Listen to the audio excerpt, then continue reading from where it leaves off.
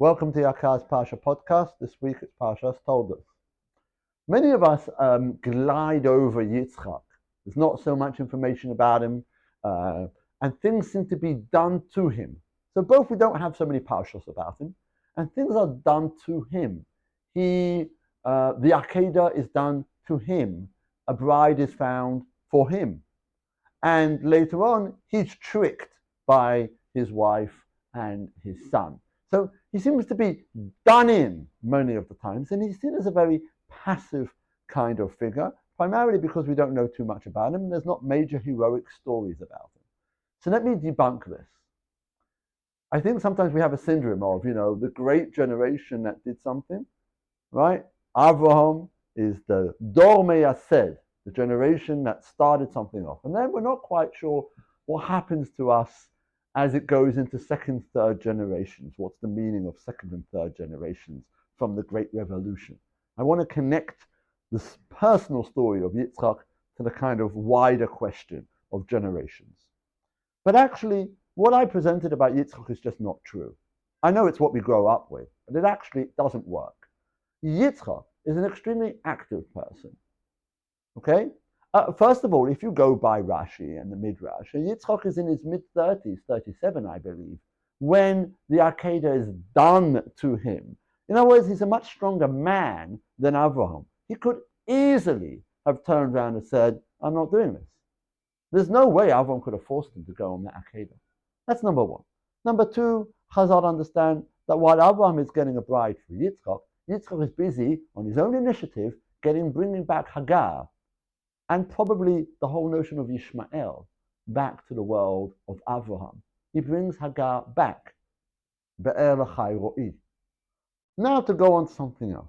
First of all, I'm sure you've noticed that Yitzchak is the one that gets rich legitimately by his own work.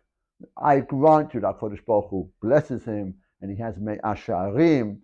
So I grant you, of course, that it's only b'hashgacha pratit of HaKadosh Baruch Hu's blessing that Yitzchak gets rich. But Yitzchak gets rich not because he tricks Pharaoh into thinking that his wife is his sister, which is what happens with Avraham, and not because he has a relatively shady thing going on with Lavan, with Yaakov. Yitzchak digs wells, and you know what? He's matzliach. It works out for him. He's a man that digs wells. He dug his own wells, then he redigs Abraham's wells, and he's a man out there in the fields. He's a thinker. He discovers water. Next, let's go to the next period of his life, which is he gets tricked. When he's an old man, he gets tricked. And how does he get tricked? Okay, he wants to give the bracha to Esau. There's many mefarshim on this. Why would he want to do such a thing? So either you go with the classical line, which is he wanted to give the bracha to Esau because he has no idea who Esau really is.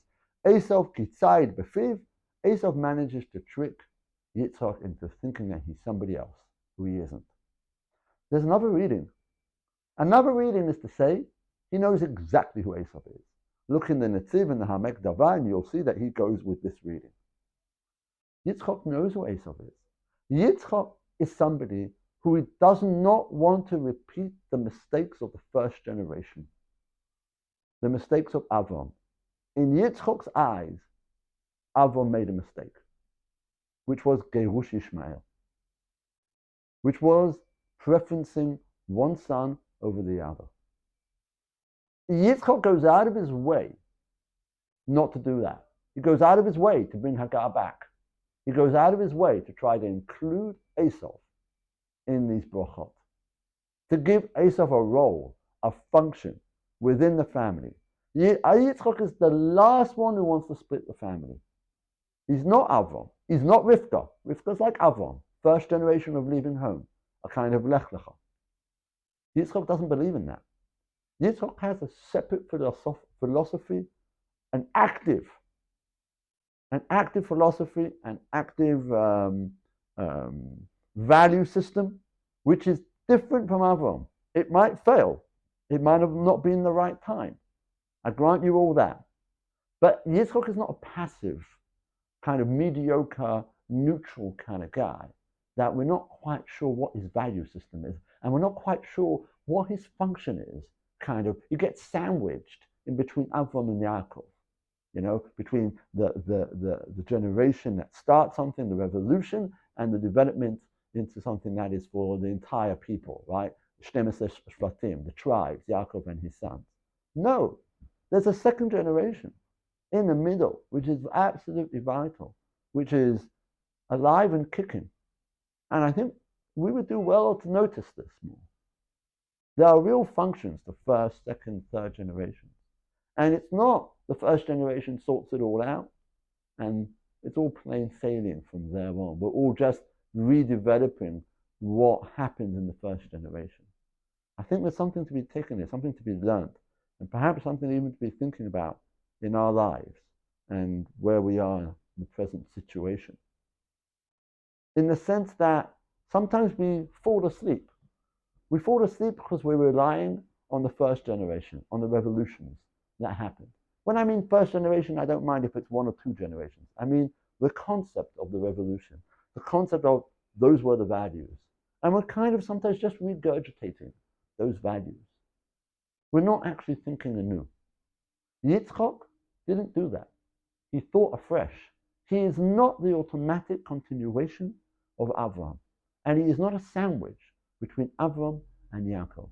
He's a real man with real values. Maybe not all of them work, but he's, I'd say, almost as revolutionary as Avram. Just it's a different type of revolution. It's a revolution once you have something. And I think we might need to also think a little bit about ourselves in a more creative way, given the terrible times that we're in. Maybe we were taking things for granted in all sorts of different fields. And maybe we need to be a little bit more like Yitzchak. Shabbat Shalom.